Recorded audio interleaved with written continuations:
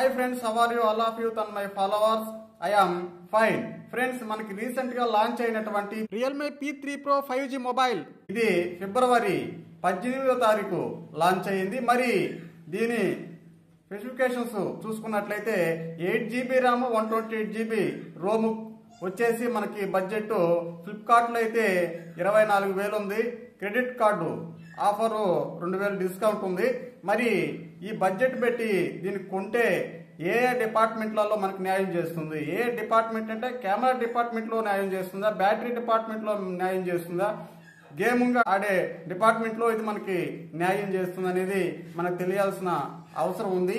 మరి చదువుకున్న వాళ్ళకైతే మీకు తెలుసు, చదువుకోని వాళ్ళకి ఏం తెలుస్తుంది చెప్పండి. అటువంటి వారికి ఉపయోగపడాల్సిన అవసరం ఉంది. కనుక దీనికి ఇచ్చినటువంటి స్పెసిఫికేషన్స్ ఇక్కడ మనం చూసుకున్నట్లయితే డిస్ప్లే చూసుకున్నట్లయితే మనకు 6.83 inches 1.5K curved AMOLED display, అలాగే Corning Gorilla glass 7i production వాడడం జరిగింది.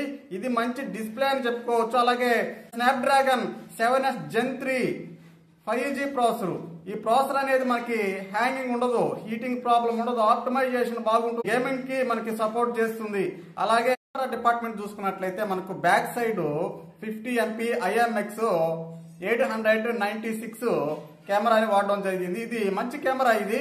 అయితే మనకు బ్యాక్ సైడ్ వీడియో రికార్డింగ్ లో మనకి OIS ఉంది. ఆ OIS అనేది ఆప్టికల్ ఇమేజ్ స్టెబిలైజేషన్ అనేది మనకు వీడియో 4K లో లేదు, 1080p లో మాత్రమే వీళ్ళు ఇవ్వడం జరిగింది. ఇది ఒక మైనస్ పాయింట్ అనేది నాకు అర్థమవుతుంది. అలాగే మనకి ఫ్రంట్ 60MP IMX 480 ఇవ్వడం జరిగింది. అయితే ఫ్రంట్ కూడా మనకి 4K లేదు, అదొక మైనస్ పాయింట్. అలాగే OIS ఆప్టికల్ ఇమేజ్ స్టెబిలైజేషన్ కూడా వీళ్ళు ఇంప్లిమెంట్ చేయలేదు, అది కూడా ఒక మైనస్ పాయింట్. ఇంకా బ్యాటరీ డిపార్ట్మెంట్ లో 6000 బ్యాటరీ ఇందులో వాడడం జరిగింది, అదొక ప్లస్ పాయింట్. అలాగే మనకి డస్ట్ అండ్ వాటర్ రెసిస్టెన్స్ ఇందులో వాడడం జరిగింది. IP66, అలాగే IP68, అలాగే IP69 ఇవన్నీ కూడా ఇందులో ఇంప్లిమెంట్ చేశారు.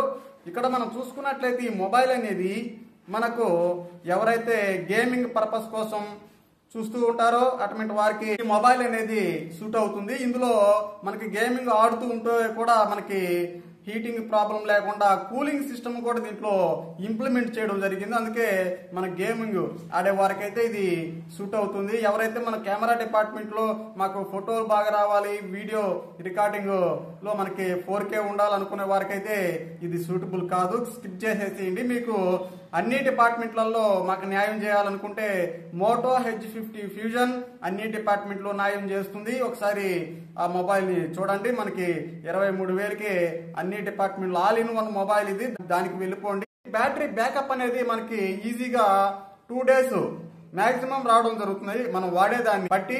ఇంకో పాయింట్ చూసుకున్నట్లయితే వీళ్ళు సౌండ్ లో డాల్బీ అట్మోస్ మనకి ఆఫర్ చేయలేదు. ఆ ప్రైజ్ లో డాల్బీ అట్మోస్ మనకి కావాలనుకుంటే మోటో H50 ఫ్యూజన్ మొబైల్ వెళ్ళిపోండి, ఆల్ ఇన్ వన్ మొబైల్ అది. మరి ఇది నేను వాడుతూ ఉన్నాను, ఇందులో కొంచెం హీటింగ్ ప్రాబ్లం ఉంది, నేను చెక్ చేశాను, మరీ ఎక్కువ హీటింగ్ ప్రాబ్లం లేదు. ఈ హీటింగ్ ప్రాబ్లం అనేది మనకి ప్రాసెసర్ కాదు, దానికి వాడినటువంటి మదర్ బోర్డ్ ఏదైతే ఉందో ఆ మదర్ బోర్డ్ మాత్రమే హీటింగ్ ప్రాబ్లం రావడం జరుగుతుంది. మనం వాడే విధానంలో దీన్ని అడ్జస్ట్మెంట్ చేసుకోవచ్చు.